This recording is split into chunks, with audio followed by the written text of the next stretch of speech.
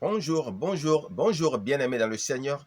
Bonjour enfants de Dieu, bonjour chrétiens, bonjour tout le monde. Bonjour à tous ceux qui m'aiment et bonjour à tous ceux qui ne m'aiment pas au nom tout puissant de Jésus-Christ.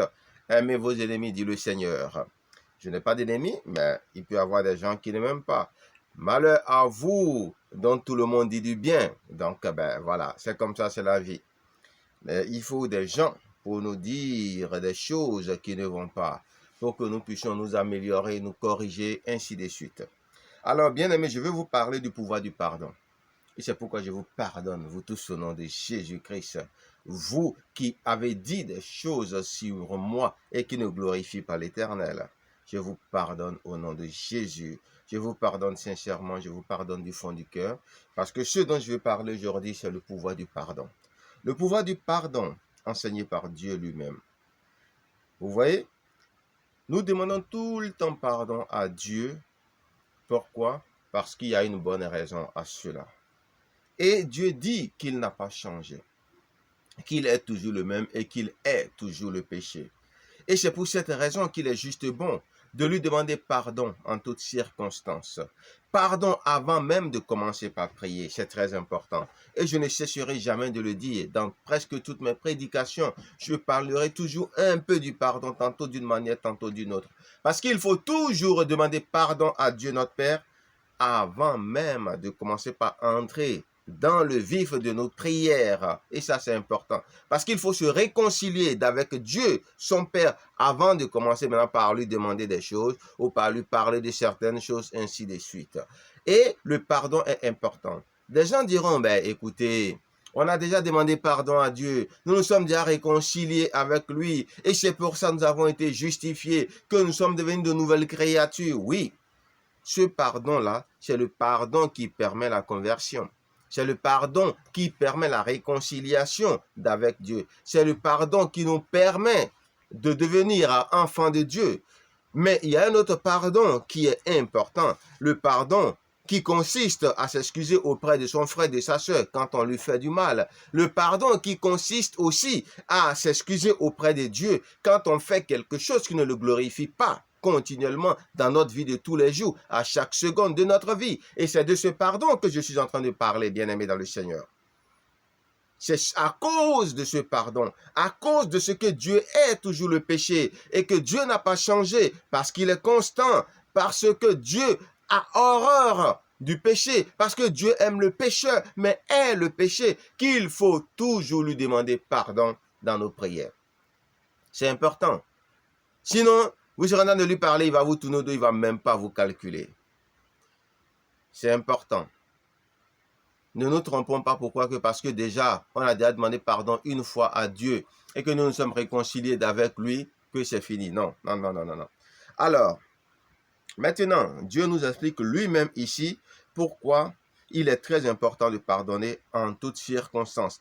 Pardonner envers et contre tout, au nom de Jésus. Écoutez, le cœur qui pardonne les offenses est mou, doux. Les bénédictions y poussent parce que ce cœur devient une bonne terre fertile, prospère, dit le Seigneur. Le cœur qui pardonne les offenses est mou, doux. Les bénédictions y poussent parce que le cœur devient une bonne terre fertile, prospère, dit le Seigneur. Est-ce que vous voyez un peu? Donc Dieu nous parle ici du pouvoir et qui découle du fait que le cœur pardonne.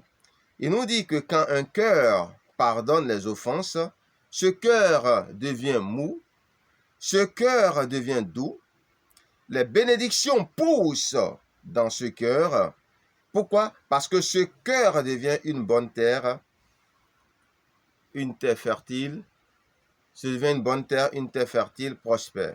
Les bénédictions poussent de bonnes racines. Est-ce que vous voyez? Par contre, le Seigneur nous dit que le cœur qui garde les offenses est dur. Il est une pierre, une terre pierreuse. Et le problème, c'est que les conséquences, c'est quoi? Les bénédictions ne peuvent pas y pousser parce qu'il est une terre pierreuse, stérile, desséchée. Les bénédictions qui y poussent n'ont pas de racines et meurent parce qu'elles n'ont pas de racines. Est-ce que vous voyez un peu ce que l'Éternel est en train de nous dire? Le cœur qui pardonne les offenses est mou, doux. Les bénédictions y poussent parce que ce cœur devient une terre fertile prospère. Les bénédictions poussent du bonnes racines. Par contre, le cœur qui garde les offenses est dur, est une pierre, une terre pierreuse. Les bénédictions ne peuvent pas y pousser parce qu'il est une terre pierreuse, stérile, desséchée. Les bénédictions qui poussent n'ont pas de racines et meurent parce qu'elles n'ont pas de racines. Donc, bien aimés, Dieu nous demande de pardonner les offenses. De pardonner les offenses envers et contre tout. De toujours pardonner, pardonner, pardonner. Pourquoi? Parce que cela est de notre intérêt. Cela est dans notre intérêt aussi. Et quand nous pardonnons, notre cœur est préparé pour recevoir des bénédictions durables, des bénédictions bien enracinées. C'est pourquoi que quelqu'un s'excuse ou ne s'excuse pas auprès de vous, il faut faire un travail énorme en vous, il faut faire violence sur vous pour pouvoir pardonner les offenses qui vous ont faites. C'est très important parce que ça a un lien avec vos bénédictions. On vous fait du mal, vous souffrez de ce qu'on vous a fait, parce que vous gardez rancune par ignorance, qu'est-ce qui se passe? Vous êtes encore pénalisé au niveau de vos bénédictions. Donc vous allez prier, fatigué, mais les bénédictions ne viendront pas, ne seront pas au rendez-vous. Pourquoi? Parce que justement vous avez gardé rancune.